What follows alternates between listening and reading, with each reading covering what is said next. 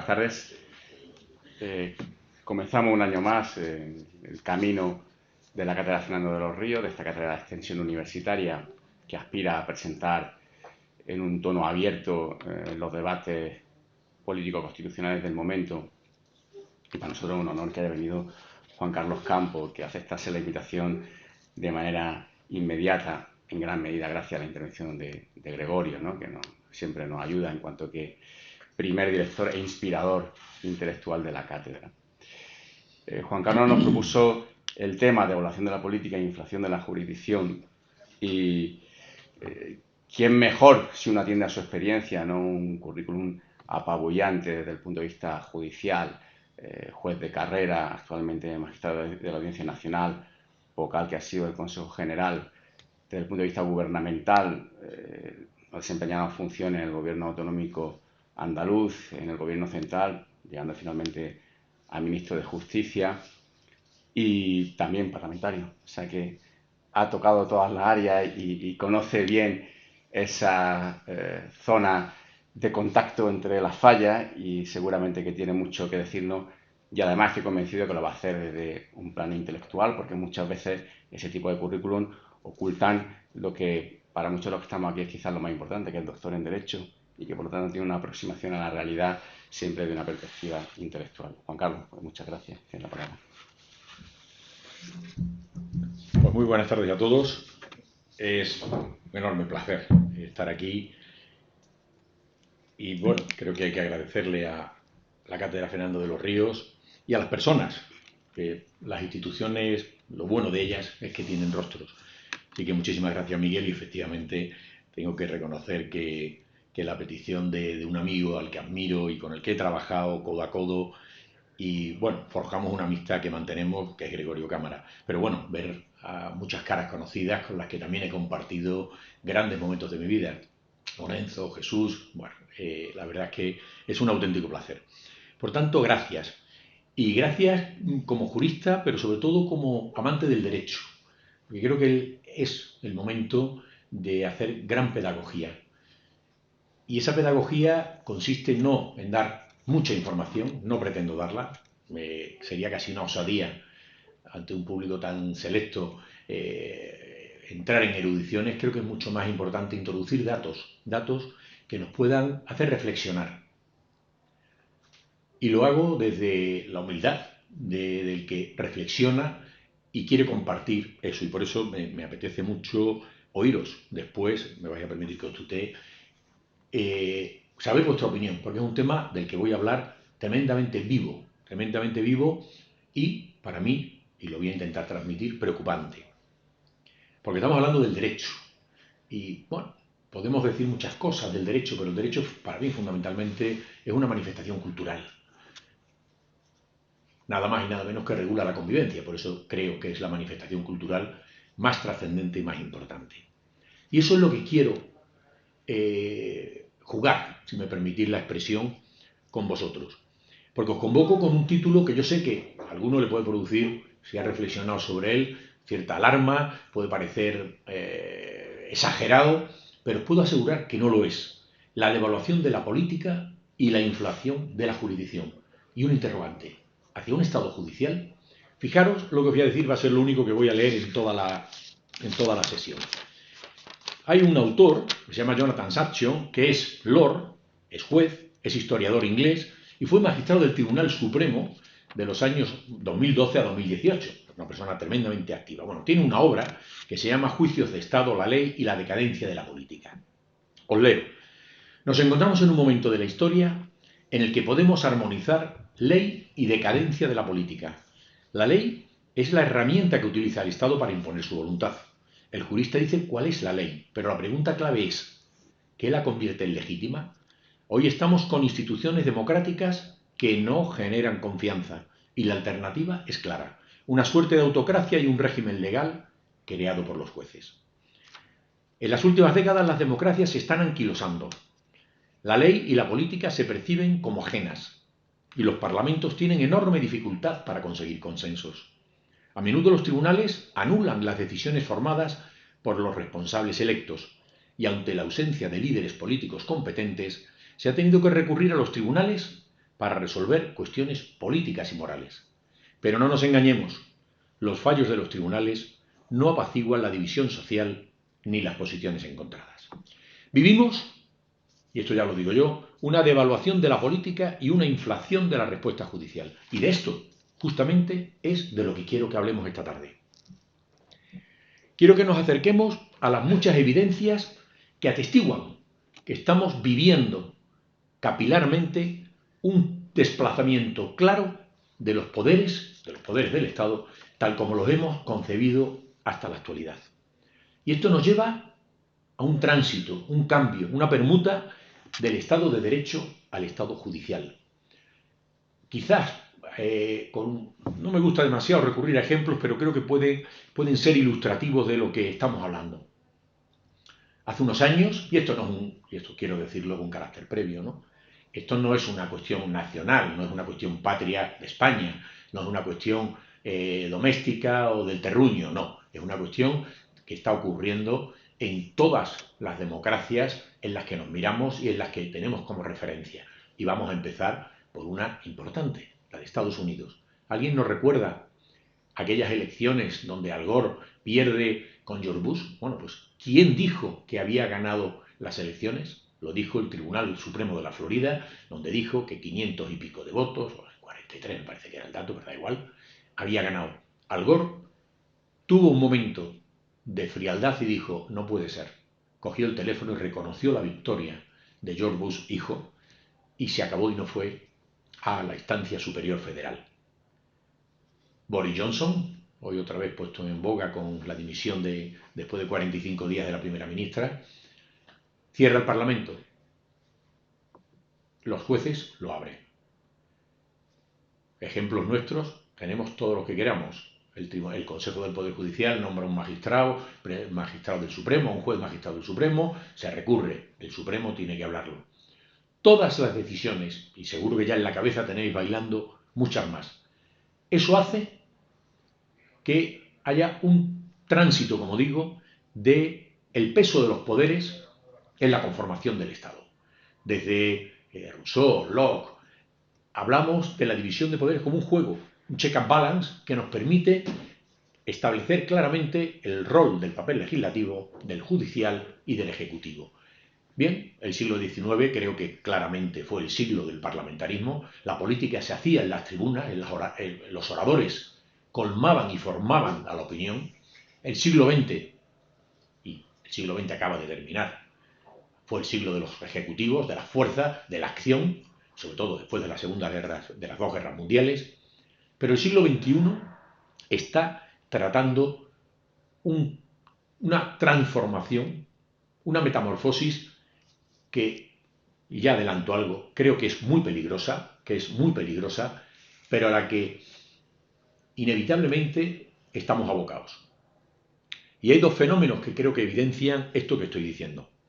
Por un lado, la judicialización de la política. ¿Alguien tiene duda de que la política hoy está en los tribunales? Poneros en el ejemplo más sencillo.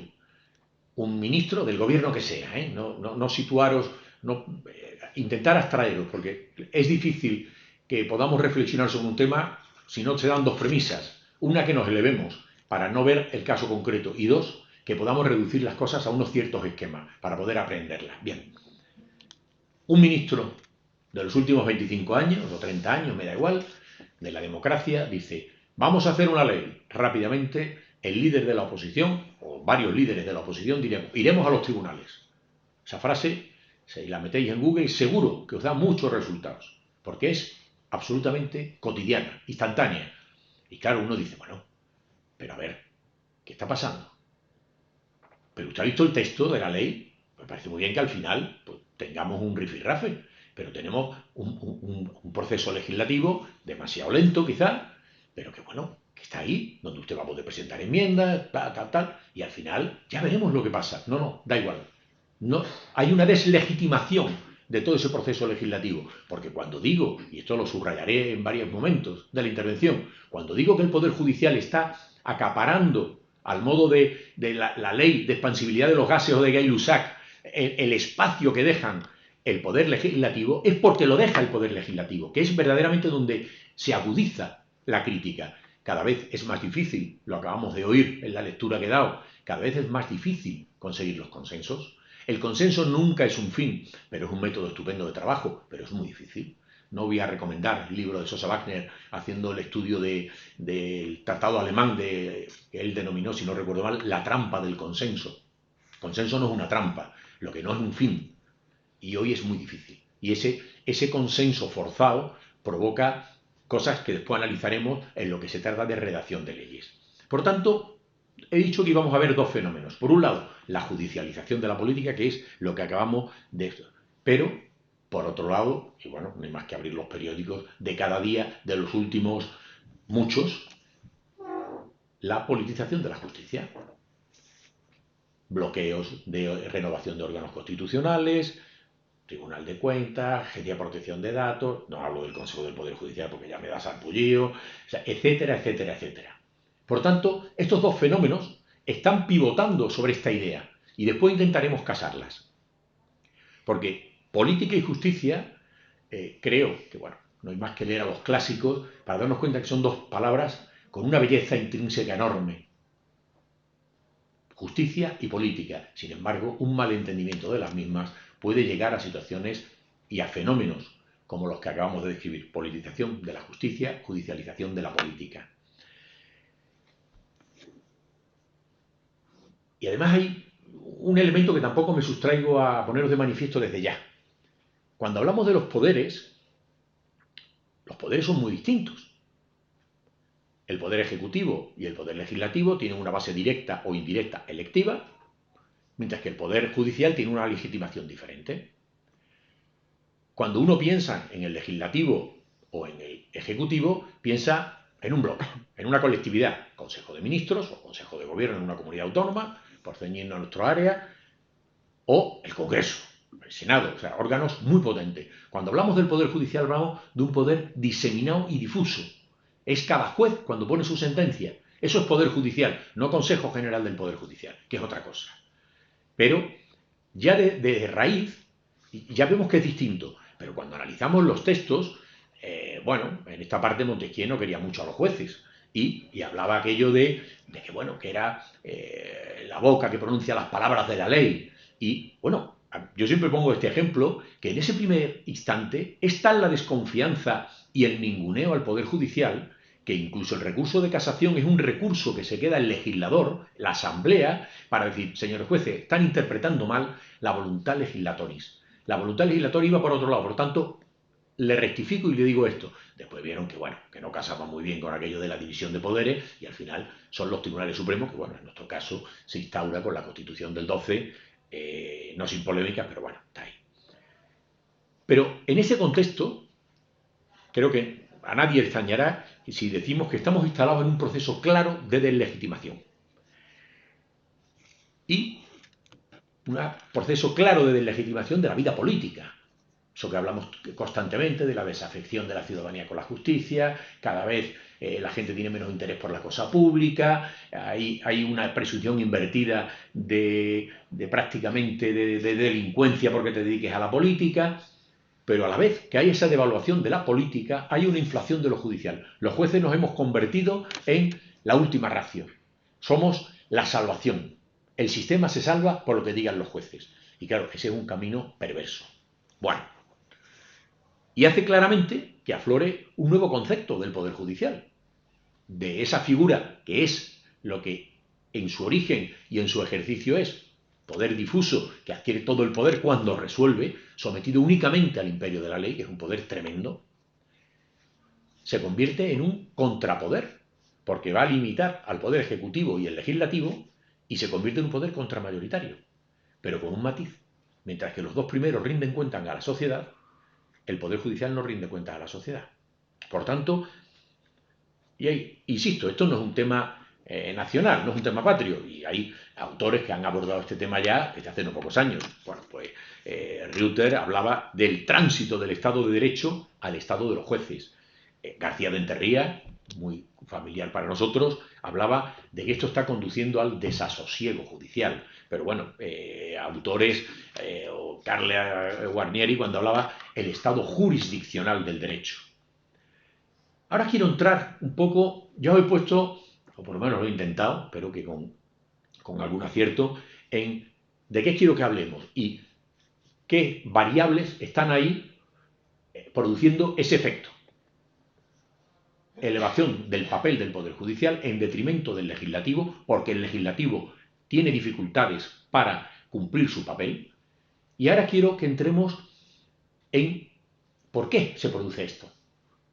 No nos serviría de nada si no analizamos las causas. O sea, ¿por qué se está produciendo esto? Que creo que es una realidad, lo he puesto desde un punto de vista teórico y desde un punto de vista práctico. Y he aludido a todas esas manifestaciones y bueno, creo que en España tenemos tantos ejemplos que no nos haría falta recurrir a las elecciones americanas, ¿no? Estado de alarma, bla, bla, bla. Bueno, vamos a analizar las causas, porque creo que así tendremos, insisto en lo que dije al principio, lo único que quiero es a lo sumo, agitar las cabezas para que la reflexión colectiva nos pueda ayudar. Porque lo que está claro es que hay judicialización de la política y politización de la justicia. Y la visibilidad del Poder Judicial como un cuasipoder legislativo, algo que, insisto, Montesquieu desde luego no lo tenía en mente. Vamos a intentar analizar las causas y voy a intentar sistematizar lo que quiero exponeros en 4 puntos, que son 4 causas, para después analizar y terminar con esto y abrir un debate que espero que sea rico. ¿Qué consecuencias tienen estas causas o este fenómeno, ¿no? La primera causa, estoy convencido que va a llamar mucho la atención, porque la primera causa que está produciendo este corrimiento del protagonismo de los poderes es la propia democracia. La propia democracia. Y la titulo como el tránsito de una democracia parlamentaria a una democracia constitucional. Cuando el artículo 1 de nuestra Constitución de España se constituye en un Estado social y democrático de derecho, lo que está estableciendo es que la Constitución es ese punto, ese vértice de la pirámide kelseniana y que, por tanto, todo lo que se haga tiene que respetar ese punto. Por tanto, consagra derechos, derechos fundamentales, acciones, marca competencias, etc. Y claro, lo que nos está diciendo la Constitución, y aquí tenemos grandes constitucionalistas, es que hay una parte de la Constitución que está sustraída al juego de voluntades mayoritarios en un determinado Parlamento. Por tanto, ahí no importan las mayorías, usted no se puede meter. No importa que un partido tenga una supermayoría absoluta que ocupara el 100% de los escaños del Congreso. No podría legislar sobre la pena de muerte. Creo que está claro. ¿Qué ocurre? Esto es lo que Ferrajoli denomina la esfera de lo indecidible. Esa esfera de lo indecidible, ¿quién la decide? Los jueces. Por tanto, el propio tránsito de una democracia parlamentaria a una democracia constitucional va a determinar que los jueces tengan un papel, porque son los que dicen lo que se puede decidir o no conforme a un juego de mayorías. Y ahí el Tribunal Constitucional tiene un enorme papel, pero también los jueces ordinarios, ya lo veremos. Por tanto, la propia democracia se transforma en un caldo de cultivo para esta nueva situación del rol que asume el poder judicial. Y siempre se me viene a la cabeza aquello que, porque claro, el rol de los jueces es resolver el conflicto conforme al derecho positivo. Por eso Gumersindo Azcárate, en sus frases tan bonitas siempre, hablaba de que mientras que el legislador es el intérprete del derecho natural, es decir, focaliza lo que considera que debe formar el corpus de una norma, los jueces, dice este hombre, Gumersindo Azcárate, es el intérprete del derecho positivo. Por tanto, no es la labor de creación del derecho. Y sin embargo, vemos que este rol que asume el Poder Judicial es un rol cuasi creativo del Poder Legislativo. Segunda causa, ya hemos visto la primera, tránsito de una democracia parlamentaria a una democracia constitucional. Otra, que a nadie le va a extrañar, que es que cada vez se amplían los ámbitos sometidos a la jurisdicción. Lo hemos visto en el decreto de alarma. Yo mismo llevé a Consejo de Ministros 2 modificaciones por la cual en aquellas situaciones confusas ya de la pandemia, cada comunidad autónoma, que el Tribunal Superior de Justicia determinara. Primero, eso ya estaba, eso no era nuevo. Lo que pasa es que lo veía un juez. acordaros, porque las cosas se hacen así, y, bueno, creo que se pueden verbalizar. Hubo una resolución de un juez de Madrid que, bueno, sembró el pánico. Y claro, eso, hasta que llegara al Supremo, entonces la competencia la tenía, se la dimos a los TSJs, y ahí se podía más fácil buscar la unificación doctrinal a través de la Sala Tercera. Pero nadie lo puede dudar que cada vez los jueces tienen más ámbitos de control. ¿Y esto qué quiere decir? Bueno, la historia de la justicia, y no voy a hablar de los primeros tiempos previos al derecho romano, donde incluso en el derecho romano tenía un carácter privado la acción.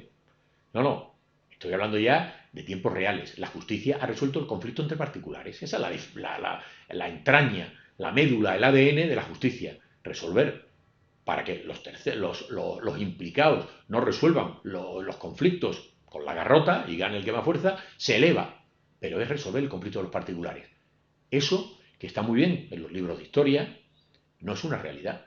Hoy, la jurisdicción contenciosa administrativa introduce su saber en manifestaciones claras y, fundamentalmente, en la manifestación más potente del Estado, a través de los actos de la Administración General del Estado y las derivas autonómicas y municipales, etcétera, etcétera. Por tanto, lo que nace por esencia para resolver los conflictos de los ciudadanos se convierte también en un sistema que controla de una manera, en este caso los jueces puro y duro, vía reglamentaria, o los actos, pero de tal modo que la jurisdicción contenciosa incide directamente en resoluciones normativas y las deja sin efecto. El IBI, las plusvalías, las cláusulas suelo, no sé qué. O sea, y tiene un papel tremendamente importante. Por tanto, ya tenemos dos causas, pero hay una tercera, hasta llegar a la cuarta. La tercera es que, porque insisto, el rol del Poder Judicial se hace o se asume por el decaimiento y el vacío que deja la no actuación del Poder Legislativo en los términos. ¿Qué ocurre? La ley, desde siempre, ha entendido como un elemento de ordenación de la convivencia, generalmente atendiendo a la razón y al bien común. Por tanto, la ley nace, por definición, y así viene en todos los foros y en todas las lecturas, como un mecanismo de dar tranquilidad a la convivencia y regularla. Y el ciudadano, cuando ya sabe lo que está permitido y lo que no, se siente tranquilo. Ya puedo hacer esto, ya sé si tengo que llevar el cinturón puesto, si voy atrás, si no. O sea, regula y por tanto me da tranquilidad. Pero, como en tantas ocasiones, nos pasamos de frenada. Y hoy no hay espacio de nuestra vida que no esté regulado por una norma. Que no esté regulado por una norma. Y por lo tanto, ese ciudadano que antaño se sentía tranquilo porque ya tengo una ley que lo regula y ya sé lo que puedo y no puedo hacer, hoy vive sumido en el caos normativo, porque no sabe lo que está prohibido y lo que no. Y ahí están los abogados dándole mil vueltas al derecho aplicable, a ver las normas que han salido, de empleo, de penal, de lo que sea. Y no hablo ya de los ámbitos administrativos. Por tanto, se ha hablado de elefantiosis, de diarrea legislativa, como quieran llamarle, pero lo cierto es que hay una producción, no tiene más que ver el boletín oficial del Estado o de una comunidad autónoma para ver la cantidad de normas, y no solo leyes, a las que nos bombardean al ciudadano. ¿Qué hace el ciudadano? Defenderse. Defenderse. Me cambian el valor de mi finca, recurro al catastro. Me ponen el tema de los IBI, recurro. Por tanto, lejos de entender que la regulación me da tranquilidad, lo que me produce es urticaria. Y por tanto reacciono contra la ley y voy a los tribunales, que es el único sitio donde puedo ir. No estoy de acuerdo con lo que ha dicho la norma, la combato. Por tanto, ya tenemos tres. Hagamos recapitulación. Tránsito de la democracia parlamentaria a la democracia constitucional. 2. La ampliación de los ámbitos de competencia del Poder Judicial. El desarrollo normativo exhaustivo. Y una cuarta que puede parecer contradictoria, pero que no es nada contradictoria, es complementaria con esta tercera. Hemos dicho que el ciudadano no hay parcela que no esté regulada por una norma, del rango que queramos. Y cómo el ciudadano se defiende. Pero la vida cambia tan deprisa y el proceso legislativo es, y algo sabemos Gregorio y yo, porque lo hemos vivido en nuestras carnes, que hay veces que en búsqueda de ese consenso se busca la deliberada oscuridad. Porque yo necesito los votos de todos para sacar una ley que creemos que es buena. Pero tus votos no entran porque no participas de un determinado párrafo o de una idea o de un concepto. Y buscamos una fórmula y bueno, ya lo resolverán los jueces. Esta deliberada oscuridad hace que los jueces, que están obligados por el Código Penal, no solo ya por su deontología, sino que tienen que resolver, porque el juez está sancionado si no resuelve y no puede ampararse en el silencio y oscuridad de la ley, lo que hace es que tiene que resolver. Y claro, como resuelve sobre algo que no está bien legislado, está creando el derecho. Está creando el derecho, lisa y llanamente. Por tanto, empezamos a ver cómo tenemos ya un paquete con causas que provocan este peso del poder legislativo, del poder judicial, en detrimento de un poder legislativo que a mí me hace mucha gracia porque me dicen, ahora no lo recuerdo exactamente si fueron 3 o 4, Gregorio igual tiene más memoria que yo y se acuerda, pero en 3 o 4 legislaturas, pues yo tuve 3 años, y claro, una legislatura dura 4. ¿Qué ocurre? Que no tenían vida. Por tanto, todos esos periodos no se legisló nada. Había gobiernos en funciones, no había posibilidad de legislar, me refiero a las cortas, las fallidas que le llaman. O sea, no hay investidura, acordaros, que estoy hablando fijaros un poco la atención en ejemplos que hemos vivido. Luego ahí hay un déficit de producción legislativa. Y después, cuando no hay mayorías claras, pues cuesta mucho trabajo. Lo veréis en todos los telediarios, lo que cuesta sacar cada convalidación de normativas dictadas por el Consejo de Ministros en el Pleno. Como sabéis, tiene que convalidarse en el plazo de un mes. Y hay que consensuar, buscar esa, ¿cómo le llaman? La aritmética difícil, ¿no? La compleja aritmética parlamentaria. Eso se traduce en muchas ocasiones en debilidades del corpus normativo. ¿Qué ocurre? Que cuando el ciudadano recurre, el juez no tiene más remedio que decir y se convierte en auténtico cuasi legislador. Un poder contramayoritario, pero insisto, con un grave problema. Con un grave problema porque los jueces no rendimos cuenta a la sociedad. No nos sometemos a urnas. Nuestra legitimación es otra. Pero claro, el ciudadano dice, bueno, si al final el que está creando las leyes es el juez, todo es muy simple, pero muchas veces los esquemas simples no sirven para entender las ideas. Si al final, ¿para qué quiero políticos o gobiernos? Si al final son los jueces los que están creando las leyes. Es muy simplista, entenderme la hipérbole, pero creo que es la situación más histriónica que puedo haceros ver lo que está ocurriendo. De hecho, los jueces reaccionan. Los TSJ se reunieron, aquí está Lorenzo, el presidente del TSJ de Andalucía, donde se reunieron y dijeron que no era el rol de la justicia tener que pronunciarse sobre esas materias. Porque estaban creando derecho. Oiga, hágalo usted, legislativo o ejecutivo, pero no me eche a mí el muerto, perdonadme la expresión, ¿no? Yo no tengo que hacer esto, yo estoy aquí para decir si un comportamiento se adecua o no a una norma, pero no para crear la norma. Entonces, ese es el juego de la ebullición. No quiero cansaros mucho más, ya tenemos 4 causas analizadas y ahora, si hay debate, podemos profundizar todo lo que queráis en ellas. He expuesto la situación, he expuesto ese juego de concausas y ahora a ver, ¿y esto qué? ¿Y ahora qué? ¿Qué puede pasar con esto? Bueno, el tema es, creo que exageradamente preocupante. Una primera consecuencia, creo que ya la tenéis todos en la cabeza, es la idea de la politización de la justicia. Si la justicia es el resorte en el que resuelve todo, a la política le interesa controlar la justicia. Insisto, son juegos explosivos, pero que permiten la reflexión.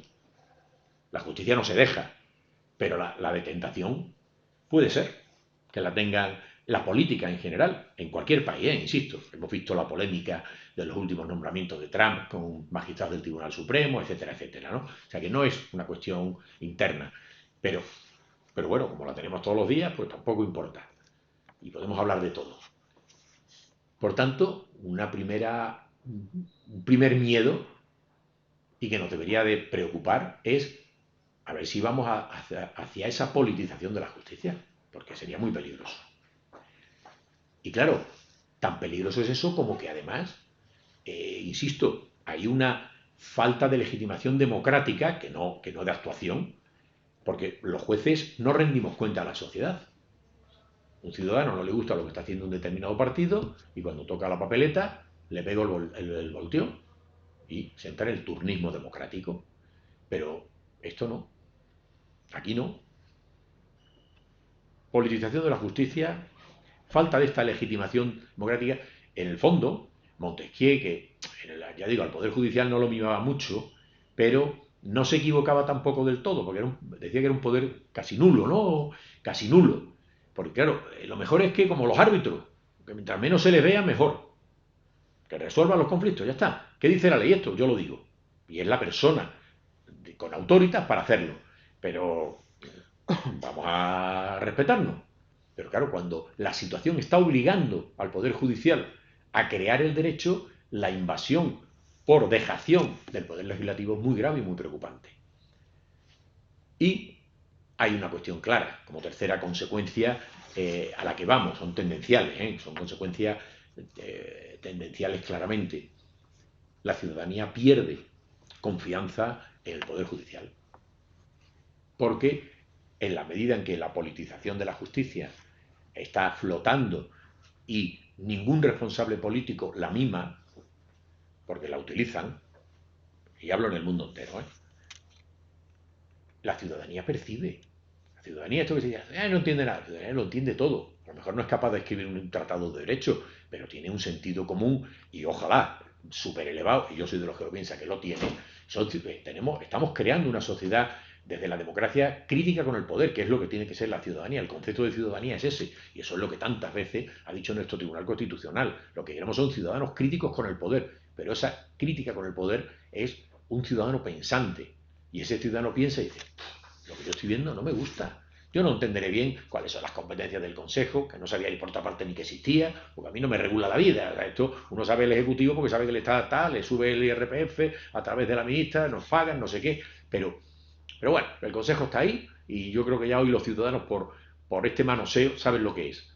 Pero claro, si se produce todo esto y viene el comisario europeo y no sé qué, oye, a ver si es que nuestra justicia no va a ser independiente y por tanto se produce el desapego a la política, pero también el desapego al Estado y en este caso al judicial. ¿Por qué? Pues porque no confío. Aquí hemos basado toda la confianza, la hemos sustituido, esto lo explica muy bien el maestro coreano, por la transparencia. Y nos creemos que la transparencia, pues yo saber los bienes que tiene Gregorio y la cuenta corriente y si debe un piso y si debe no sé qué, ya está. No. Eso, como muy bien explica Byung-Chul Han, es pornografía. Lo que hace falta es que el ciudadano confíe en sus instituciones y que piense que cada una hace lo que está llamada a hacer. Y después, por supuesto, controles para evitar a los golfos y por supuesto que sí. O sea, la transparencia es importante, pero no puede suplir a la confianza. Y eso es lo que permite un Estado social y democrático de derecho. Que los principios en los que se basa nuestra democracia y son precisamente la solidez institucional, porque las instituciones son el Estado es algo difuso, el concepto de Estado es un concepto etéreo, pero que después se traduce y uno ve el edificio del Congreso de los Diputados y ve el Senado y ve el Palacio de Justicia, lo mismo que ve un hospital. Bueno, pues todo ese entramado es lo que forman las instituciones y la confianza en ellas es lo que determina eso que decía el constituyente del 12, la felicidad de los ciudadanos, porque es a lo que tiene que tender. Ahora en conceptos modernos se habla del estado del bienestar, pero a mí me gusta más aquel. ¿Por qué? Porque el derecho regula la convivencia y lo que queremos es una convivencia en paz. Y por tanto, con todos estos elementos tenemos las crispaciones sociales que tenemos. ¿Qué ocurre con todo esto? Y acabo.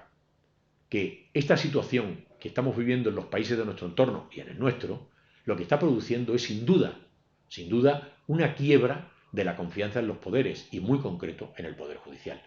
Y de esto no nace nada bueno para la política, pero desde luego tampoco para la justicia. Muchas gracias.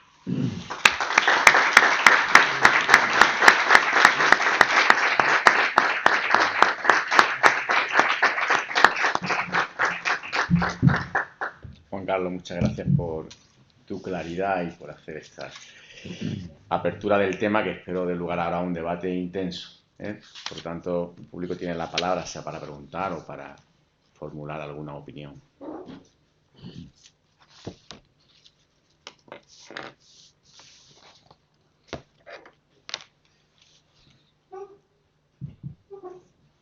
García Calderón.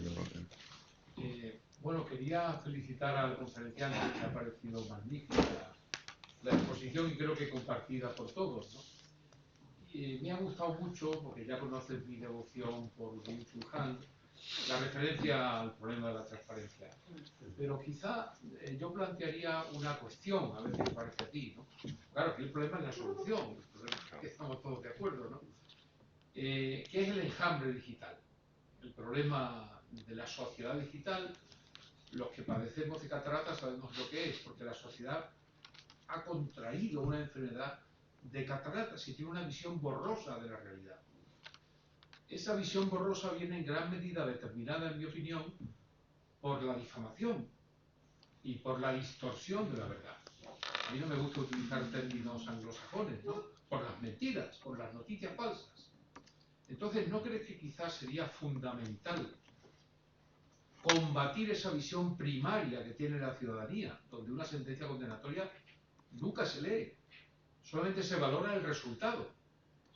Y hay sentencias porque hay 3 magistrados progresistas, 2 conservadores, hay un fallo condenatorio y nadie examina las razones jurídicas, también por otro problema que tú conoces bien como la claridad del lenguaje jurídico. Pero ¿no sería fundamental la formación y la lucha contra la difamación social? Porque vivimos en un régimen de opinión pública y todos sabemos que los tribunales suelen hacer, comillas, lo conveniente. Y esa conveniencia está quizá excesivamente vinculada con ese régimen de opinión pública que es verdaderamente salvaje muchas veces, cuando vemos las noticias cada día. Entonces me gustaría que me dieras tu opinión sobre este problema del enjambre digital, de las noticias falsas, de la difamación, que no está tipificada en nuestro Código Penal, la calumnia como estrategia de corrupción.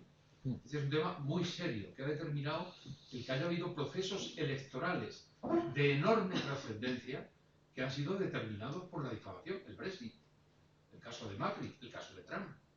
Entonces, ¿qué piensas tú que tiene que ver con esta cuestión? Querido amigo y admirado amigo, creo que es uno de los grandes retos que tiene la sociedad del siglo XXI. El tema es complejo y soy pesimista, pese a que soy un optimista metabólico, no le veo solución. Quizá por eso que Gabilondo explica, ¿no?, que tenemos tanto ruido por un mundo que se cae que no vemos los brotes de ese nuevo mundo y estamos solo sobrecogidos por el ruido de los árboles que se caen. Nuestro mundo ha cambiado. Pero después tampoco estamos haciendo gran cosa para remediarlo. Voy centrando. Luchar hoy contra Internet, contra San Google, contra Twitter, es absurdo. Entonces, bueno, la vuelta a los principios, porque es la única manera. Yo siempre digo lo mismo, cuando hay un problema, esto es como en un juicio o cuando tus 2 hijos se pelean, vamos a hacer la película, ¿no?, el flashback, y vamos a ver qué ha pasado. Entonces digo, a ver, nosotros tenemos una constitución maravillosa donde dice que todos tenemos derechos fundamentales, ¿eh? Por tanto, que inspira toda la normativa y toda la normativa tiene que interpretarse en su favorabilidad, lo que todos sabemos, que es que tengo derecho a la información veraz. Coño, ¿qué ha pasado? Si nada más que me dicen mentiras. Uno nada más que tiene que ver un hecho y comprar, pues es más fácil hacerlo, ¿no?, aunque ya nadie compra. Ya no sirve tampoco el ejemplo. 5 periódicos y ver lo que dice uno, lo que dice otro, y han visto 5 realidades de un mismo hecho. Y a partir de ahí entramos en la difamación, claro que sí. ¡Oh! La difamación es prácticamente lo que uno lee. Yo meto mi nombre, tengo una alarma que me salta, ya no, ya la he quitado. Pues esto, madre de Dios, lo que sale ahí. ¿Qué ocurre? Que los tribunales lo tienen muy difícil, porque yo tengo derecho a la información veraz, pero después tengo otro derecho fundamental tan sacrosanto como es libertad de expresión. Y hoy no hay un periodista que dé la noticia. Por ejemplo, por seguir con el mundo mediático, no da la noticia, la da trufada de opinión. Y uno no es capaz de diferenciar lo que es el hecho de lo que son las morcillas que ha ido metiendo el periodista para vendernos eso. Bueno, tú y yo hemos trabajado estos temas y sabemos que estamos en la mercadotecnia. O sea, el mundo periodístico, que es maravilloso para formar esos ciudadanos libres, pero también tiene sus crisis, O sea, yo, por ejemplo, creo que la democracia todavía tiene una deuda con ella misma, y es el rol. O sea, aquí tenemos una base social, somos nosotros, la sociedad inarticulada, unos poderes bastante controlados, en la medida que tal, pero tenemos ahí ese cuarto poder que se sitúa en medio, que deambula por libre, se erigen como representantes de la opinión pública, que no, lo único que son es líderes de la opinión publicada. ¿Será verdad o será mentira? Nosotros optamos por un modelo que los países del este cogieron, que era la nomenclatura, y nos preferimos quedar con los Watergate y todo este periodismo de investigación y tal. Y ha hecho unos resultados extraordinarios, claro que sí, nadie lo duda. Pero hay una parte patológica que está generando auténticas noticias. Y cuántos políticos nos hemos visto, del signo político que sea, donde lo primero que hacen es ver la prensa. Porque lo que no está en la prensa no existe. Yo, pues cada uno tiene su remedio. Yo me acuerdo que le decía a mi secretaria jefe, no quiero ver los periódicos, no me interesan, porque me cambian la agenda del día. Si aparece una crítica rápidamente, no, mi agenda es esta. Ya abordaremos eso si es un problema real. Pero no podemos estar condicionados al fenómeno agenda. Y claro, cuando se produce la difamación, no nos engañemos. Cuando después tenemos unos tribunales que estamos tremendamente proclives a la libertad de expresión, yo leo cosas que me aterran. O sea, leo cosas, por ejemplo, ya en el ámbito judicial, de un juez diciendo barbaridades, insultando a un fiscal, a un gobierno, a un ministro, al líder de la oposición. Y digo, tú no puede ser. Yo me repaso la ley orgánica y digo, no, aquí faltas graves, Lorenzo se las aplicará, porque seguís teniendo la competencia de las leves, ¿no? Y uno ve que el hacer críticas al poder, a las autoridades, está sancionado, porque claro, el juez que se manifiesta de esa manera ya empieza a sospechar la ciudadanía de que cojea por aquí. Entonces, viene en la ley, no se sanciona a nadie. A nadie. Sí, es dificilísimo que por manifestaciones se sancione. Y claro, esto, cuando son los aplicadores, pues al final le puedes decir de casi todo a alguien que no pasa nada. Si te sabes escurrir, no pasa nada. Con lo cual, tenemos un mal camino. ¿Qué ocurre? Cuando esto es a título personal, porque le ha tocado mala suerte.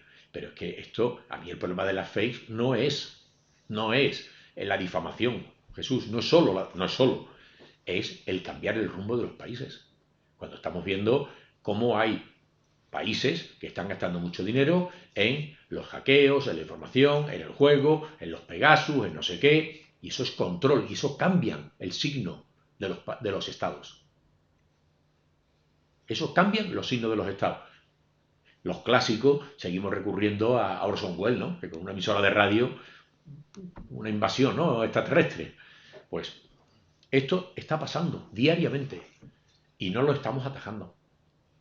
Yo tuve el otro día que me invitó a comer, algo vimos muy bien, el presidente de la empresa más potente de España de blockchain. Bueno, yo después de 2 horas de comida le dije, que yo esto no sé nada, macho, ¿para qué me llamas? Me dice, porque yo tengo unos ingenieros que me hacen de todo, pero no sé los límites legales. Ese es el tema. Este es el tema. O sea, yo siempre pongo el ejemplo. Podríamos hacer una encuesta, pero da igual. Muchísimos de los que estamos aquí tenemos cuenta en Twitter, ¿correcto? Bueno, cuentas operativas, activas, millones y millones y millones, pero las activas, 330 millones en el mundo. ¿Ustedes nos han preguntado por qué es gratis? Yo me hago una cuenta de Twitter y nadie me pide. Fíjense que nos cobraron 1 euro, que lo pagaríamos. ¿Por qué?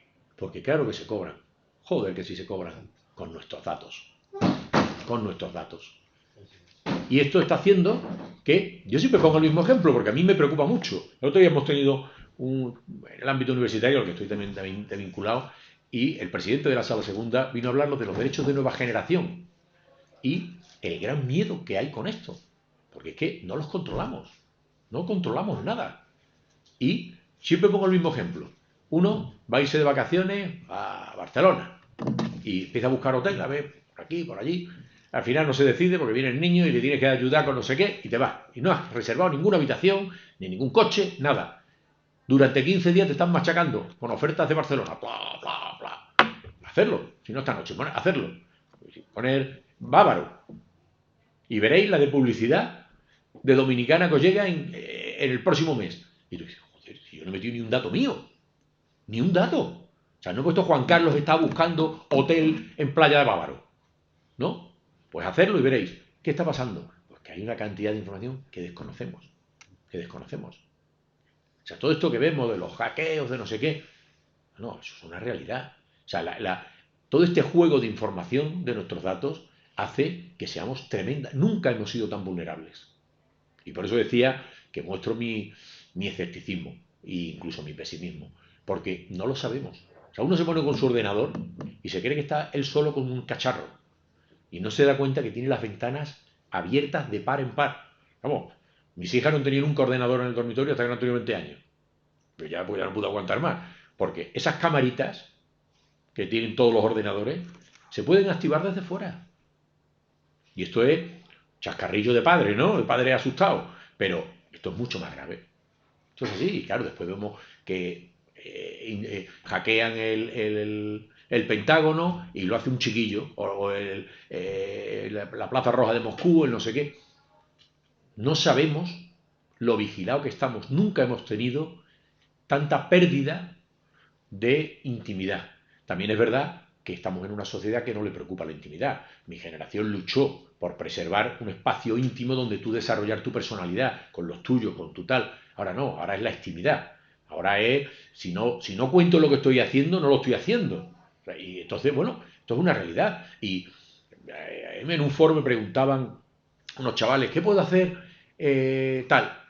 Y les miré y digo, no os vaya a enfadar, sí, os vaya a enfadar. No, lo que voy a decir, os vaya a enfadar. Iban todos peinados iguales. Digo, coño, pues peinaros cada uno como le dé la gana. Tienen el influencer de turno que dice cómo tienen que peinarse. Y lo que tienen que comprar y lo que tienen. Nunca hemos tenido más déficit de personalidad. Y claro, cuando la manada funciona, la manada es perfectamente dirigible. Nos convertimos en esto. Entonces, bueno, no sé si me he enrollado mucho, pero estoy tremendamente preocupado, Jesús. O sea, que la intimidad es como la virginidad, que hay que perderla cuanto antes. Exactamente. Exactamente.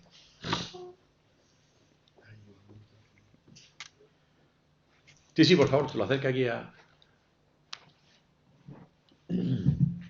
Bueno, en primer lugar, quería felicitar a Juan Carlos Campos porque ha hecho una intervención brillantísima con una disección de cuáles son las causas de por qué existe judicialización de la política y politización de la justicia, y nos ha planteado un panorama verdaderamente muy preocupante. En mi intervención, cuando pedí la palabra, iba en el mismo sentido que la de Jesús, pero a la vista de que ya se han dicho cosas muy importantes, tanto por parte suya como por parte del ponente, yo quisiera añadir algo más, o por lo menos intentar profundizar algo más en el tema, porque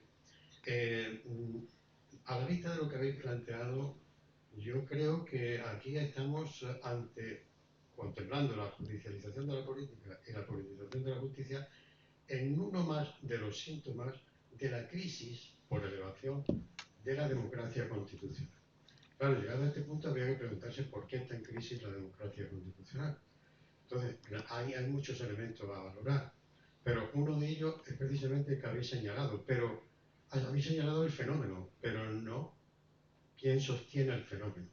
Y los que sostienen el fenómeno son las grandes compañías tecnológicas, que efectivamente utilizan nuestros datos, que creemos que nos permiten utilizar gratuitamente una serie de servicios que nos son muy interesantes y cómodos, y nos alivian también la vida cotidiana, pero realmente lo que están haciendo es explotarnos de manera inmisericordia. Lo que están haciendo esas compañías es precisamente, bueno, pues con un llamado capitalismo de la vigilancia, están utilizando los datos para obtener beneficios, así de simple. No es que sean los malos, malísimos, sino simplemente que van solo tras la búsqueda del beneficio. Y como operan a nivel mundial, a nivel global, y ya no toman en cuenta para nada el poder de los estados, incluso los organismos supranacionales como la Unión Europea, se les quedan pequeños a esos efectos, y viven en el mundo privado, y hay una pérdida, por tanto, de normatividad, tanto de la Constitución como del derecho en general. Todo eso es lo que produce esta sensación que todos tenemos de qué hacer si esto es algo que no depende del poder del Estado. Si es que esto no depende de que un Estado decida esto o lo otro. Esto no depende de que la Constitución diga esto, diga lo de más allá, o que el derecho sea mejor o peor. Es bueno adecuar la Constitución a nuestros tiempos. Es bueno que el derecho sea lo mejor posible en cada circunstancia. Pero el problema está en que en el mundo de nuestros días ya hay una pérdida de poder del derecho extraordinaria en el momento que hay una división espacio-temporal donde hacen y deshacen a su antojo las grandes compañías en búsqueda, insisto, puramente del beneficio.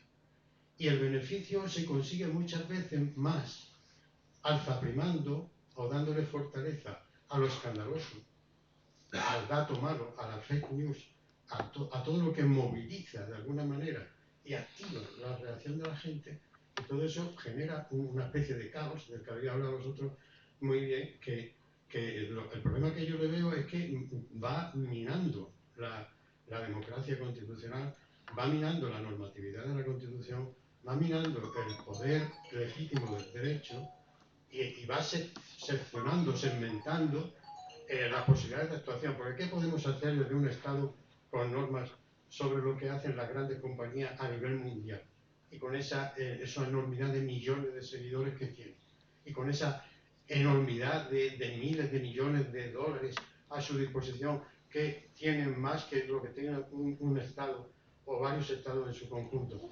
Este es el verdadero problema. Y ahí nos quedamos, ante la magnitud de ese fenómeno, nos quedamos totalmente paralizados. Yo por lo menos me siento que no veo una salida, digamos, factible a corto plazo, porque además esto cada vez más va más en incremento, es un verdadero problema. Si a eso le sumamos la pérdida que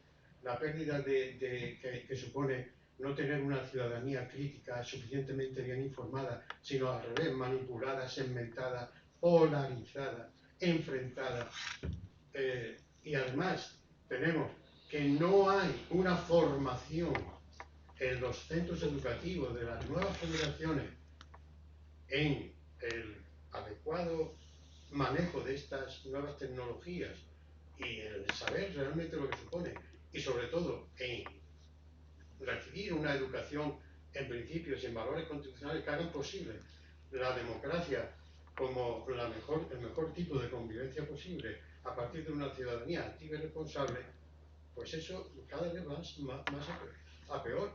Yo no puedo entender, de verdad, que para mí es algo que no puedo asumir, ni puedo entender que cuando en la vida el derecho te va condicionando prácticamente, si no en un 100%, si en un 90% de lo que tú puedas hacer en la vida, sin embargo, no se enseña el derecho en las escuelas ni en los institutos. Y por supuesto tampoco el derecho constitucional, al menos el sentido del derecho en general y los derechos y libertades fundamentales de una manera razonable. Todo esto es signo, creo yo, añadámoslo a esa crisis a la que tú te referías, elevándonos por arriba de una crisis profunda que yo creo que ya está afectando muy seriamente a la democracia constitucional.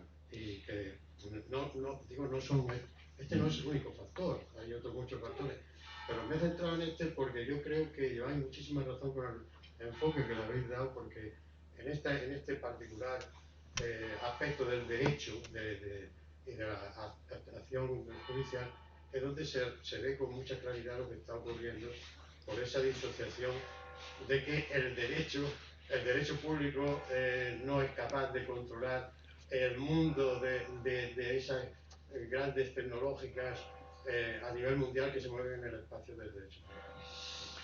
Sí, sí, estoy totalmente de acuerdo con ese razonamiento. La cuestión es que podemos llegar a un diagnóstico más o menos compartido, en este caso comparto plenamente lo que tú has dicho, pero creo que no podemos quedarnos anquilosados, ¿eh?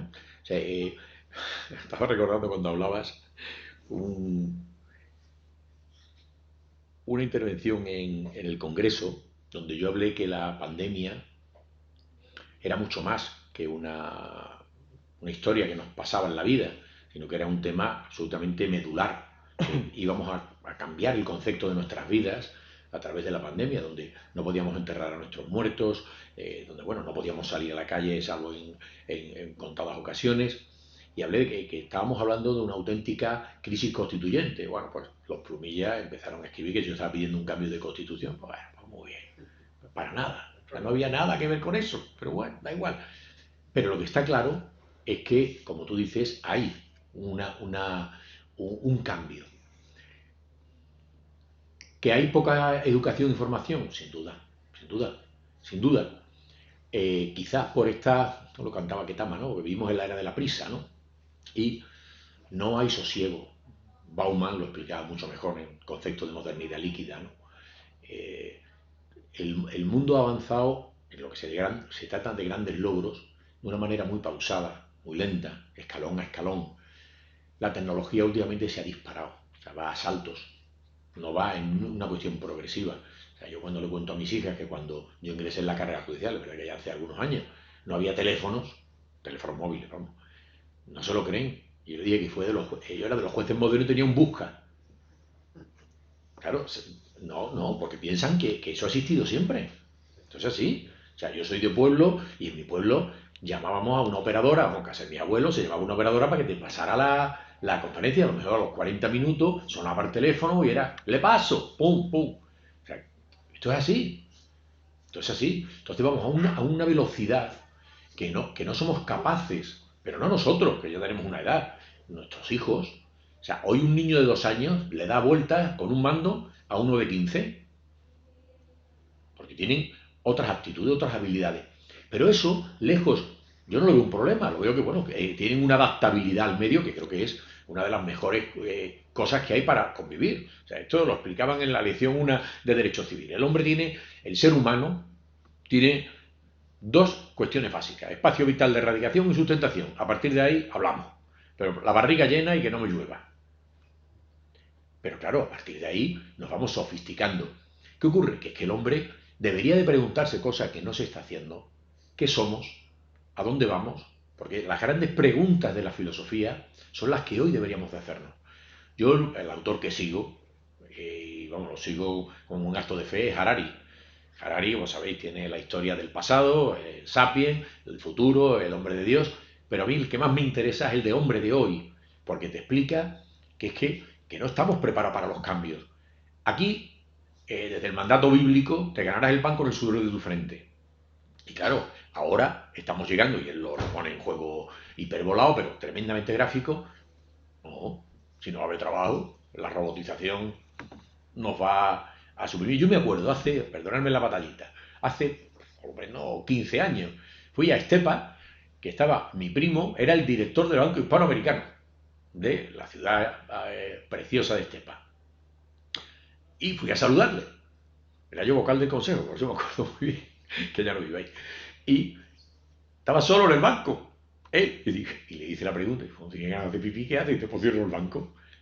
Hoy, yo os pregunto, yo puedo hacer 4 años que no voy a un banco, porque yo ya no uso la tarjeta, yo pago con el reloj, hace año y medio. Yo no llevo tarjetas de crédito, yo le doy dos botones y me salen todas las tarjetas de crédito que tengo.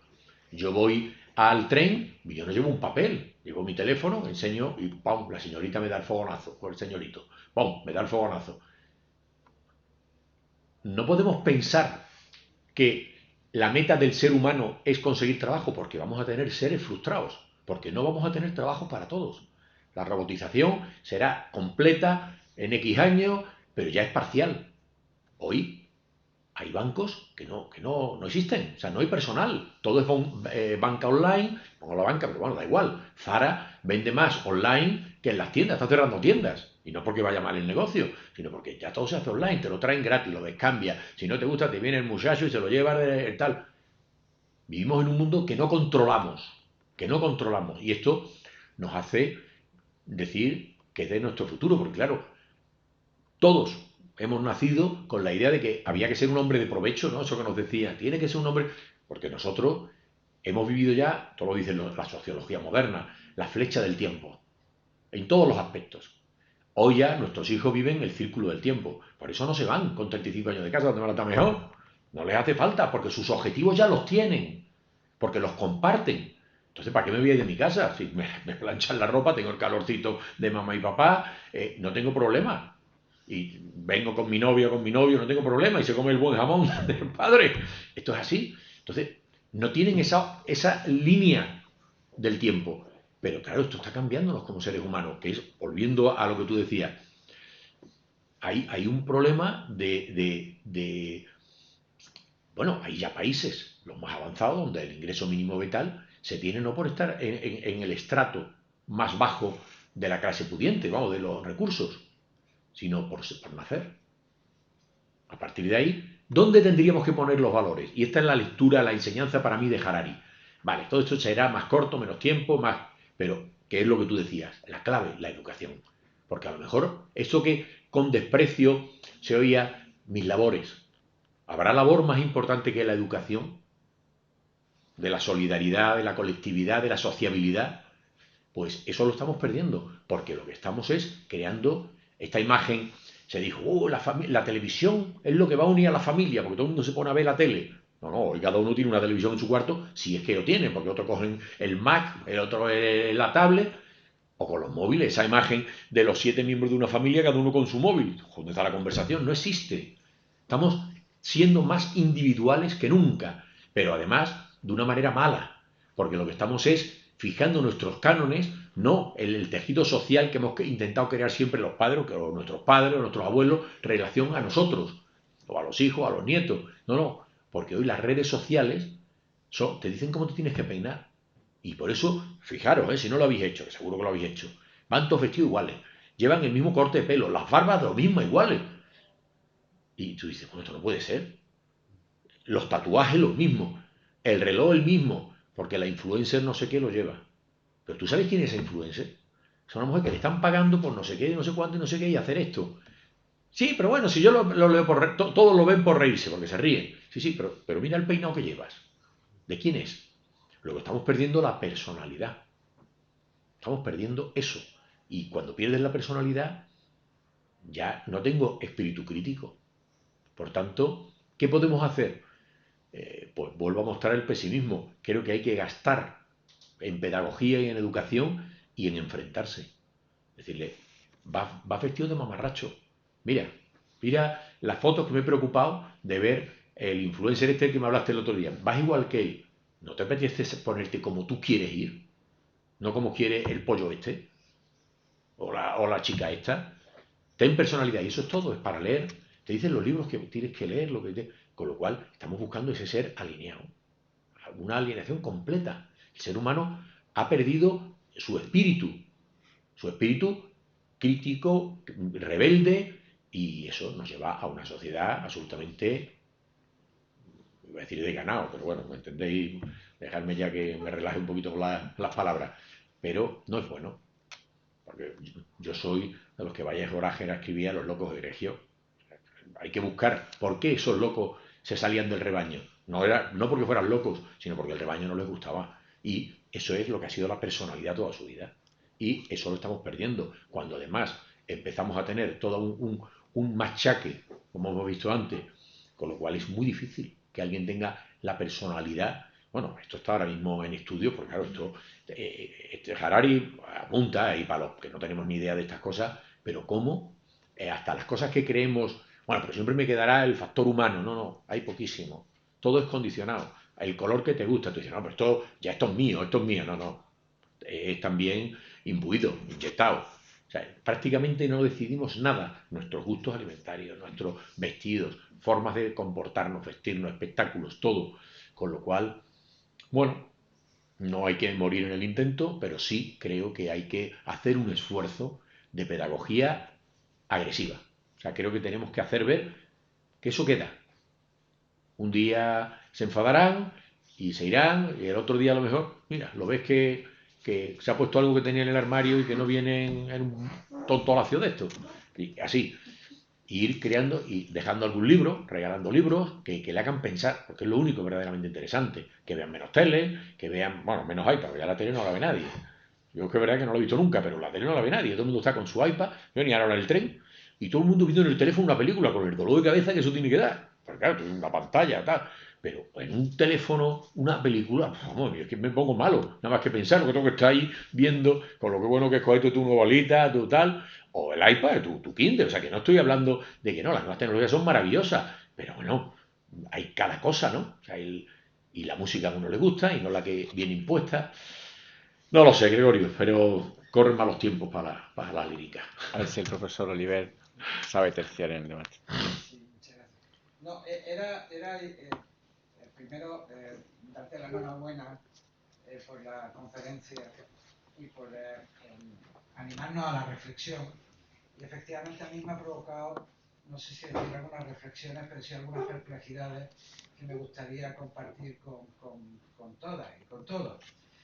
La primera, claro, uno recuerda, vamos, pensando en las cuatro causas, ¿no? que ha apuntado, ¿no? para esa doble politización de la justicia y judicialización de la política, se retrotrae a 20 años atrás en las que esas causas podían existir, pero hombre, uno piensa en la composición del Tribunal Constitucional, quién eran los magistrados del Tribunal Supremo, se lee las sentencias que se dictaban en ese momento y la comparativa con el momento actual, pues la verdad es que es un poco deprimente, o al menos para mí. Con lo cual, no sé qué ha pasado, pero alguna cuestión se nos ha escapado a partir de los últimos años 90 o al final de los años 90, en el que habría que añadir a las cuatro que tú has añadido, porque existiendo anteriormente, el modelo judicial y la justicia constitucional en España han funcionado y han funcionado muy bien. Esa era una de las primeras. La segunda, me llama mucho la atención y creo que todos podíamos tener ejemplos en la cabeza de cómo en el debate político, en la confrontación ante posiciones diferentes, cada vez se recurre más a la amenaza de recurrir a la justicia. Sí, sí. Es decir, yo podía poner dos ejemplos que he recordado ahora mismo, en el caso de Andalucía, con la polémica sobre el impuesto sobre patrimonio y demás, ante la posibilidad de que el gobierno central utilizara sus competencias, el presidente de la Junta de Andalucía amenazó con acudir a la justicia. Lo mismo ocurrió en Madrid. Claro, la reflexión que se me ocurre es, claro, cuando tú una confrontación política en la que quieres llevarte el gato al agua, haces esa amenaza, es que debes de tener una cierta certeza de que te va a ser rentable para tus posiciones. Claro, y eso me preocupa mucho, de que en algunos casos, en determinadas posiciones políticas, se tenga como un recurso a la justicia en sus reivindicaciones que pueden ser perfectamente legítimas. Y por último, y con esto termino, la preocupación, compartir también la preocupación que uno ve en la confusión entre la responsabilidad jurídica y la responsabilidad política. Cuando se presenta querellas que al final no acaban en nada y el tribunal correspondiente o desestima la causa o absuelve a la persona, parece como si eso también la eximiera de cualquier tipo de responsabilidad política. Con lo cual, claro, hay una confusión, ya no solamente entre quién controla a quién, sino las responsabilidades que le corresponde a cada cual, que evidentemente también condicionan mucho la calidad de la democracia, ¿no? Y bueno, era simplemente compartir, ya digo, creo más perplejidades que otra cosa, ¿no? Y muchísimas gracias. Sí, además yo sé que no voy a colmar esas inquietudes, pero bueno, lo que yo quería era compartirlas con vosotros. Fíjate, has tocado 4 puntos, pero claro, los comparto los 4, pero tienen tiras y aflojas, porque dices, el primero, la justicia ha funcionado bien, funcionaba bien hace 20 años, ha sido un modelo de justicia constitucional, claro, claro, y por eso ha funcionado también que le echamos todos los muertos, claro, ese uno, tiene sus matices, pero bueno, va por ahí. Amenaza de acudir a la justicia, que lo uno con el cuarto, que es, bueno, la certeza. La cuestión es que aquí se mezcla otro tema, que es que si yo sé que mis normas al final van a acabar residenciadas en tu tribunal, lo que pretenderé es que tú seas lo más afín a mí. Porque claro, lo que quiero, uno, que si creas el derecho, crees el derecho que yo hubiera creado. Porque para eso pensamos bastante parecido. Y dos, que como piensas igual que yo, pues si tienes posibilidad vas a decir que está bien, que está guay, que no hay laguna y serve una interpretación. Yo siempre pongo el ejemplo que el derecho tiene que interpretarse. O sea, regla de oro, ¿no? El derecho no es algo rígido. Y la positividad, esas manifestaciones que tú has dicho antes del Tribunal Constitucional, de tal, yo, vamos, y estudié mucho el tema, cuando dice la Constitución, hombre y mujer pueden contraer matrimonio, el constituyente no tuvo duda ninguna, se estaba refiriendo a que el hombre y la mujer se casaran entre ellos, no pensó nunca en el matrimonio entre personas del mismo sexo, ni de coña, perdón, perdonar, que no lo pensó, pero en una situación quizá tirando del título preliminar del Código Civil de la reforma del 73 o de uno de los criterios de interpretación conforme a la realidad social del tiempo que han de ser aplicado, dice, oye, esta constitución, que es una constitución de la rígida, pero se puede interpretar así, que el hombre y la mujer tienen derecho a contraer matrimonio entre ellos o con las combinaciones que quieran. Y me pareció una sentencia maravillosa, porque una sentencia que da estabilidad social, no obliga. O sea, si quieres te casas y si no quieres no te casas, pero no obliga. Entonces, ole, chapó. Pero eso no es siempre así. Y cuando recurrimos ahí, este rifirrafe político, con la amenaza, como es la expresión que tú has utilizado, evidentemente estoy pensando en que a lo mejor, como van a ser proclives, pues me va a ir bien. Ya está. Después será o no, porque yo sigo defendiendo a muerte a la carrera judicial. Llevo 35 años ya. Me ha llegado el trienio 12, Lorenzo. Esto hay que hacer algo, ¿eh? Son muchos años ya, el almanaque. Pero es una realidad. Y sigo pensando en la independencia judicial, lo decimos los jueces, pero es que lo creo de verdad, que el juez individualmente considerado no recibe llamadas, que no. Otros tribunales ya es un poco más complicado, pero el juez ordinario, que es el que resuelve la vida de los ciudadanos, es una independencia rabiosa, una clase judicial tremendamente bien preparada, que se enfanga a ella sola. Se enfanga ella sola en debates, por ejemplo, en impedir, es un tema que reflexiona mucho porque me ha tocado las carnes, la participación o la vuelta. Yo he dejado de ser ministro y pedí mi ingreso en la Audiencia Nacional, que es donde tengo mi plaza. ¿Dónde está el problema? Si me has tenido en todo, y porque lo dice la ley, no porque yo sea bueno ni malo, ya, pues no queremos que eso se produzca. Y impedimos que un sector de la sociedad que puede aportar algo a la política vaya. ¿Qué ocurre? Que estamos teniendo una política cada vez más alejada de la intelectualidad, y no lo digo por mí, en términos generales, desde los años 90, eso está estudiado. Y bueno, pues yo lo digo, hay gente ya que lo ha hecho. Mirar los currículum de los 300 y pico diputados. Esto es así.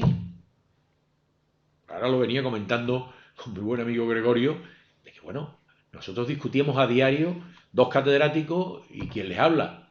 Y bueno, había un nivel. Éramos los raros, ¿eh? Ya en aquel entonces. Pero eso está siguiendo una tónica, que oye, es muy democrático, nadie lo puede cuestionar. Pero al final, cuando yo quiero que se elabore una ley, lo que quiero es que haya gente que sepa. O sea, yo en el corto tiempo que he estado, las leyes, perdonad que utilice temas personales, pero bueno, todas las leyes que hemos sacado las hemos sacado por consenso. Pero claro, si yo no sabía de qué estábamos hablando, a mí manera. O tengo un portavoz de un grupo parlamentario que me dice, es que yo no soy, como era, y no voy a decir quién porque es absurdo, un portavoz de justicia, me decía, es que yo no soy de derecho. Y digo, pues yo capé aquí. Porque claro, yo quiero, porque yo me fajaba y me tiraba allí al ruedo, este artículo tal. Y es que yo no sé derecho, tío. Digo, cago en la leche. Pues esto está generalizado. Con lo cual hay ese problema. Y lo último, la última reflexión que tiene es un debate tremendo. El juego de la responsabilidad política, responsabilidad disciplinaria y judicial, cómo se confunden, pero bueno, es que al final esto da igual, porque esto nos mete en un tema que Jesús y yo hemos tenido oportunidad de hablar largo y tendido y estar en curso largo y tendido, bueno, el juicio de la justicia paralela. O sea, mientras que el juicio anticipado o juicio precipitado me da igual. Pero si yo logro enchufar al alcalde de mi pueblo en un pleito judicial, que se atiente la ropa cuando lleguen las elecciones. La justicia es muy lenta. Y el proceso, ahí está, una espada de Damocles. Yo siempre cuento una anécdota, y me vaya permitido otra vez que utilice un tema personal, cuando llegué a un juzgado, que también fue el de Lorenzo, a Sanlúcar de Barrameda. Yo llegué un viernes, ese mismo viernes firmo el auto de conclusión de un alcalde. De Izquierda Unida era. Yo lo firmé, o sea, yo no tenía ni idea si el hombre era bueno o malo, pero era ya el sumario terminado. Para llevarlo a la audiencia, se lo llevé en mano al presidente de la audiencia. A los 10 años, por supuesto, perdió su carrera política. Este hombre no pudo concurrir a las elecciones. La audiencia provincial de Cádiz lo absorbió. Definitivamente. Bueno, caso de Demetrio Madrid en Madrid. O sea, hay muchísimos ejemplos. ¿Qué ocurre? Como la justicia no es ágil, pues claro, a mí me interesa tener a mi adversario político con tufillo de corrupción, de lo que sea. ¿Por qué? Pues porque puedo cargar su carrera política y lo que no te gano en las urnas, te lo gano en los tribunales. Y eso es una realidad a diario. Y esto es un deterioro del sistema, es una putrefacción del sistema. Oiga, usted y yo tenemos, primero, somos inocentes hasta que se muestre lo contrario. No es verdad. Aquí la presunción de inocencia con estos juicios paralelos nos la cargamos al minuto. Cuando no, la presunción de inocencia invertida. O sea, yo tengo que demostrar mi inocencia. No, usted. Después no cuidamos la imagen. En Francia, y eso lo hemos trabajado mucho, en Francia esa imagen del alcalde saliendo detenido no existe. Está prohibida por la ley. Nosotros no nos hacen falta leyes. La instrucción, yo esto lo explico cuando voy a algún instituto y cosas de estas, la gente, se me quedan los chavales, todas las instrucciones son secretas. Todas. No algunas, todas. A través de los gabinetes de prensa se van dando aquello para calmar a la sociedad, pues ha sido detenido el violador de tal o el ladrón que estaba generando el terror en la barriada. Hay que comunicarlo, pero nombres y apellidos. ¿Cuántos médicos han perdido su carrera por salir en un periódico? Que después han resultado inocentes. Bueno, pues eso, que es el juicio paralelo, nuestra instrucción lo dice, pero desde el bueno de su fundador hace 140 años. ¿Qué problema hay? Si todas las instrucciones son secretas, cuando decimos, la instrucción ha sido declarada secreta, eso es que no se entera ni el que está siendo investigado. Pero secretas son todas. El secreto aquí, vamos, van al plató de televisión, os acordáis de, bueno, los más viejos, se acordarán, cuando iban ¿cómo era que? A Pepe Navarro, no me acuerdo el nombre del programa.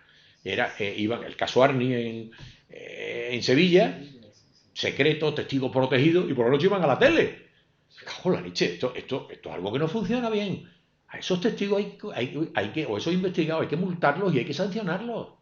Pero estamos locos porque al final creamos un juicio a que la justicia tampoco se puede sustraer. No pensemos que el juez, porque claro, al juez tenemos aquí también la definición del modelo, pero hemos intentado preservarlo. Hemos dicho que no vale. Ese juez es la urna de cristal, porque tiene que regular la convivencia en la que él está. Y por tanto, tiene que impregnarse, tiene que conocer, pero tampoco tanto. Pero claro, al final esto es innegable. El juez es persona, la jueza es persona. Y por tanto, si le están diciendo 70 veces al día culpable, culpable, culpable, culpable, ¿sabéis quién tiene agallas de absolver? No voy a recordar Rocío Barnicó, pero ahí está, en la memoria. Y hay muchos. Bueno, le dejan marcados algunos asuntos y esto funciona así. Por tanto, tenemos mucho. Y después, creí que ibas a ir a un terreno y te has quedado solo en responsabilidad política, pero hay un tema todavía simbiótico, más que a mí me produce terror. De hecho, en el curso que he dirigido la semana pasada en una universidad tocábamos este tema, la confluencia de las comisiones de investigación con las comisiones judiciales. Claro, es que hechos a lo mejor totalmente fenecidos, pero interesa responsabilidad política, y tú dices, bueno, vale, pero si está fenecido, bien, podemos articular el derecho de formación del parlamentario, pero ¿y cuando están vivos? ¿Son simultáneos? Esa persona investigada que va al tribunal y le dicen, oiga, usted se le exhorta a decir verdad, pero usted tiene derecho a mentir, vamos, claramente. Derecho a guardar silencio, todo esto, reglas Miranda que todos conocemos de las películas americanas. Pero cuando va a una comisión de investigación, lo primero que te dicen es, ¿usted jura decir la verdad? Entonces, claro, ya se está articulando un mecanismo que es, la obligación es solo de ir, y de hecho el 502, no me acuerdo cuál es el artículo del Código Penal, sanciona al que no va al llamamiento parlamentario, pero no por no declarar. ¿Cómo voy a declarar aquí? Si cuando lo que se diga aquí se va a utilizar en mi pleito contra mí, estamos tontos. Entonces, tú dices, estoy aquí porque me han llamado, pero me voy. Entonces, bueno, esos mecanismos, las democracias son complejas y hay que saber articular todos estos mecanismos que aisladamente considerados son muy buenos, pero que si no logramos ponerle a cada uno la parcela en la que tiene que moverse, produce una distorsión del sistema. Porque claro, que rigen principios distintos y bueno, esto es así. Por eso quería que ibas a terminar por ahí. Muchas gracias. ¿Alguna cuestión más? Bueno, voy a hacer una postilla, si me permitís, porque me ha resultado especialmente interesante lo que ha dicho Gregorio y lo que ha dicho Alto también. El otro día con Antonio Carvajal participé en un acto en Sevilla y me dijo que le había impresionado mucho firmar con la huella digital, porque en su memoria eran los ágrafos los que firmaban con la huella digital, ¿no? Claro. Entonces esto nos lleva a la existencia de una involución por la falta de identidad, lo que hablaba Gregorio y también tú, ¿no? Y de alguna manera también Baldomero. Claro, el problema está en la formación. Es que la falta de identidad es porque falta la formación y por el hundimiento de la meritocracia. Claro, es que es terrible cómo se desampara a la excelencia. Y la mediocridad irrumpe con una fuerza y cuando el mediocre agarra algo, eso no lo suelta, vamos, ni... Entonces, todo esto me ha llevado a una figura muy controvertida, que es la de Carl Schmitt, ¿no? por su biografía, pero hay que reconocer que era un genio como jurista. Y a la teoría del partisano. No puede ser la solución que actuemos como partisanos. Él distinguía el partisano que cuida su tierra, concepto telúrico, que es noble y tal, del que luchaba en el mar, ¿no? Porque el que lucha en el mar nunca es un partisano, es un pirata. Pero el que defiende su propia tierra sí tiene esa nobleza del partisano español que tanto inspiró a los alemanes en su momento. Entonces, quizá la solución no podría ser que actuemos como partisanos en la defensa de los derechos individuales y que luchemos contra esta alienación de la que hablaba Gregorio. Yo salgo de casa con la conciencia de que estoy trabajando detrás de las líneas enemigas. Claro. Y esa percepción empieza a mover en la sociedad. Totalmente no de sé qué te acuerdo. parece. No, totalmente de acuerdo, pero también hay una cuestión que lo digo muchas veces en plan de sorna, y los que me conocéis sabéis que prefiero tirar de alguna risa porque bueno, tampoco nos podemos poner dramáticos siempre, pero tú dices del individualismo combativo, pero es que no nos podemos engañar. El ser humano responde también a las leyes de la física, y hay una ley en la física, es que todos los cuerpos tienden al reposo, y esto es una realidad. Entonces al final tú no puedes estar peleándote todo el día porque es cansadísimo. Mira, ayer cuando repasaba las notas, ¿no?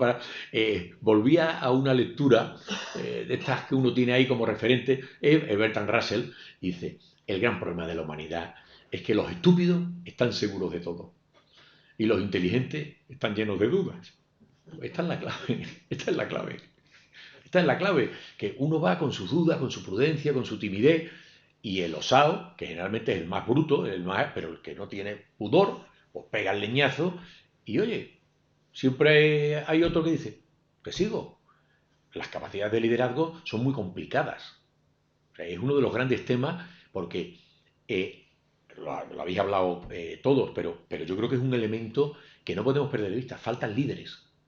Faltan líderes. Fijaros que el juego del liderazgo, y ya no solo individual, sino incluso, ¿cuál es el papel de los partidos políticos? Crear, artículo 6, crear opinión. Decir, oiga, el sector progresista o el sector conservador quiere esto, esto y esto. Va creando opinión. Al que le guste está y al que no le guste no está. Hoy, líderes políticos hacen un consenso entre sus bases por si me puedo comprar un chalet. Y hay muchísimos ejemplos. Yo lo viví en una asociación judicial, donde el líder creador de la asociación llamaba a todos sus votantes, tipo extraordinario por otra parte, para decir, ¿qué hago? Ya no, coño, tú eres el líder, tío. Te han elegido para que dirijas. No, el líder no quiere equivocarse. Entonces, convoca las bases. Y eso está en todo. En todo. Las primarias de los partidos. Que no digo que esté bien y esté mal, digo que son realidades. Pero al final hemos creado los colegios. Yo, por ejemplo, cuando mis hijas me llamaban, papá, reunión en el colegio, yo iba y estaban las reuniones puramente pedagógicas, después la AMPA, no se llamaba Lorenzo, la AMPA, después le cambiaron el nombre, ¿no? A eso. Bueno, y que teníamos que decidir si un profesor era bueno o malo. Yo digo, ¿tú estás tonto? Y yo lo dije, no vengo más. ¿Yo cómo voy a decirle a un profesor cómo tiene que enseñar? No le consentiría que me dijera cómo tengo que poner una sentencia. O sea, pero este mito igualitario, movimiento asambleario que nos invade, perturba cosas que nacen desde luego, con una orientación extraordinaria, la implicación de los padres en la educación de los hijos, pero lo que no puede suplir es la dirección. Porque precisamente yo los llevo a un colegio porque son los expertos en conocimiento, en educación, en pedagogía, en sociabilidad, que yo no puedo darle, porque yo estoy trabajando. Entonces, cada parcela tiene su importancia. Pero, ¿qué hacemos?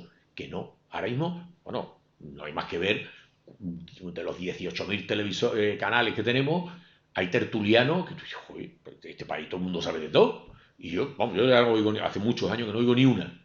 Porque no puedo entender que todo el mundo sepa de todo.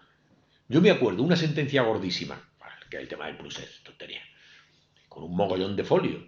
A la media hora de haberse hecho pública, ya había comentaristas sobre ella. Digo, esto no puede ser, macho, pero si no me dejó tiempo ni de ver el fallo. Por un montón de gente y tal. Opinamos de todo, sin ningún pudor, porque se ha perdido el pudor. Se ha perdido eso. O sea, el concepto de decir, oiga, ¿usted sabe de esto? Porque es que a mí me da yo digo, lo que os comentaba de la comida del otro día, es que no tengo ni idea. El blockchain es las 4 pinceladas, no sé qué, los bloques de información, no sé qué, la fiabilidad, pero yo qué sé. Y yo le pregunté un momento, ¿pero para qué quiere que yo esté aquí? Y entonces me dijo, no, yo tengo un ingeniero que me hablaba de la justicia robotizada y que él tiene ya un programa donde, por ejemplo, echa los ocupa con una máquina. O sea, yo le meto el contrato, no sé cuánto, no sé qué, los recibos del uno, pum, pum, y sale el fallo, voy a la policía y lo ejecuta. Digo, sí, pero bueno, falla el factor humano, que hace falta que lo vea un juez. Y todavía la máquina no sustituye al juez. Que yo no digo que no tenga. Bueno, pero lo que sí es cierto es que estamos en un mundo que yo, ahora hablo solo por mí, no por ustedes, nos desborda. Y yo siempre he sido de los echados para adelante y arrojado y quieto, pero nos desborda. Ayer me enteré de que los fondos buitres están comprando pleitos. Créditos, claro. Claro. Tienen su inteligencia artificial, hacen una proyección sobre qué determinado papel juegan en estos pleitos los jueces y más o menos saben la previsibilidad tal. Y digo, no me lo puedo creer. No me lo puedo creer. Comprando pleitos. Usted tiene tanto, yo le compro bueno, los fondos buitres, que todos conocemos. Y claro, entonces claro, digo, este no es mi mundo, para el autobús que me bajo. Yo me voy a mis playas y a pescar. No, porque es que me desborda. Entonces, bueno, Lorenzo. Estaba apuro por la hora que es, pero no sé, como hemos hablado de tantas cosas y quizás haya personas que no son del mundo judicial, pues no sé, por una reflexión se han hablado de muchas cosas, todas muy interesantes, casi todas coincido en ellas, pero por centrar un poco mi intervención en el contenido de la intervención magnífica de Juan Carlos, que hacia un Estado no judicial, Yo sí quiero reflexionar que cuando sepamos a una cosa es porque alguien deja ese lugar, que es un poco una de las causas. Los jueces, hay algunos que puede ser, no digo que no, que les gusta mucho el protagonismo, los jueces normalmente no buscamos los pleitos. Estamos en nuestro despacho y nos vienen. O sea, los jueces, si hay muchos pleitos, es porque van, no porque los jueces los buscan. Y porque normalmente quienes deben de resolver esas situaciones no las resuelven. Entonces, pues, si vemos a un niño con 12 años que está pegando ahí a otro, que le está haciendo cualquier tipo de agresión, empezamos a pensar, bueno, ¿qué padres tendrá? ¿O a qué colegio va? Es que no le están educando. Estamos viendo que hay una inacción. Entonces, si vemos muchos pleitos, es porque hay una inacción de base de quien debe resolver esas situaciones. Tú lo has dicho, pero es que quiero apostillar eso porque me parece muy importante. Porque es que el tema que has tratado, Juan Carlos, yo lo he tratado por escrito, de palabra, en muchos casos, y todo el tema, incluso ya sobre el añadido que ha salido después de todo el tema de la problemática de lo que es la información y los juicios paralelos. Pero claro, es que el problema es que no es la judicialización de la política, que sí, no es la politización de la justicia, que también, sino que vamos a la tercera palabra, que no ha salido así, pero que se ha comentado, que es la instrumentalización de la justicia. Entonces, todo este problema es porque quienes tienen que resolver las situaciones, hacer las cosas, no lo están haciendo. Y ya podría hablar de un montón de situaciones. ¿No me comprende? Si está haciendo un partido de tenis, que se está haciendo la final de Roland Garros, y son las 11 de la noche, y ya no hay luz, y resulta que a las 11 de la noche ya estamos en estado de alarma y hay que cerrar el país y que no puede salir a la calle, pues Macron dice, no, pues los espectadores que están aquí viendo el partido, pues que sigan y no hay ningún problema y aquí no se multa a nadie y pueden salir. Eso es impensable aquí en España. Aquí en España tendría que ser, bueno, ustedes se van, se corta el partido, o vamos a ir a un juez para que nos autorice a que sigamos jugando al tenis. Entonces yo esa reflexión sí la quiero hacer que conste, un poco como víctima del sistema, porque me siento un poco víctima. A los jueces nos gustaría no intervenir en tantas situaciones como intervenimos. No nos gustó el estado de alarma, no nos gustaba. Y lo estábamos diciendo, señores, aquí hay un compromiso político que debe resolverse. No nos digan que nosotros a priori digamos lo que debe hacerse. Ustedes hagan lo que sea y si hay alguien que no está de acuerdo, pues que recurra en vía contenciosa. En fin, ¿y cómo? Entonces, hay judicialización en exceso, somos una sociedad muy judicializada, eso también se transmite a los ciudadanos en todas sus relaciones interpersonales. Oye, que me deben no sé cuánto, me da igual, llévame al juzgado. O sea, es lo mismo, si es que estamos trasladando lo mismo. Sí. Entonces yo creo que, un poco, si permitirme un poco, porque creo que ahí, pues entonces tenemos que reivindicar que tenemos que cumplir cada uno nuestra misión. Que los jueces tienen la suya y que tienen que cumplirla bien y fielmente, y en muchos casos mejor de lo que lo hacemos, pero que hay que intentar, que hay muchas situaciones, muchísimas, que no deberían de llegar a los juzgados, sean de ciudadanos normales o sean de políticos, y que se está utilizando la justicia y que se está instrumentalizando, simplemente porque luego hay publicidad de eso y a mí me interesa y saco ventaja. Entonces un poco no es una pregunta, es una reflexión personal. No, sí, la comparto y vamos, creo que la he repetido en 5 ocasiones. El espacio, he dicho incluso la referencia a la ley de la física, ¿no? La expansibilidad de los gases o de Gay-Lussac, que cuando el Poder Judicial entra en acción es por la inacción del Poder Legislativo. Pero yo no he querido tanto poner el peso en el rol de los jueces, sino o que resuelve conflictos, sino en la deriva que está tomando el tema y que los jueces nos están obligando, por todas estas circunstancias que he dicho, incluso por el Código Penal, que nos obliga a crear el derecho. Esa es la esencia es esa, porque para mí es lo más preocupante. Lo otro, efectivamente, son anomalías del sistema. Cuidado, y lo digo ahí un poco como defensa, incluso personal, ¿no? Como legítima defensa por lo que se hizo.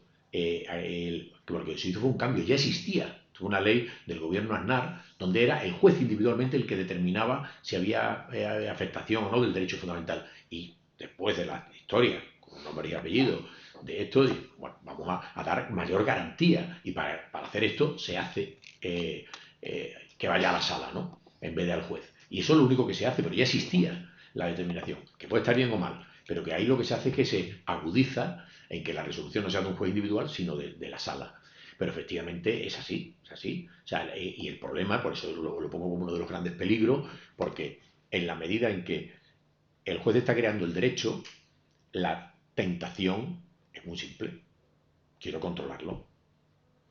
Quiero controlarlo. Y, insisto, demos un salto, porque si no, no entramos bien en buena... quitémonos nuestras miserias, ¿no? Esto es un tema general. O sea, en unas elecciones de Estados Unidos las resuelven los tribunales. Oiga, esto es impensable.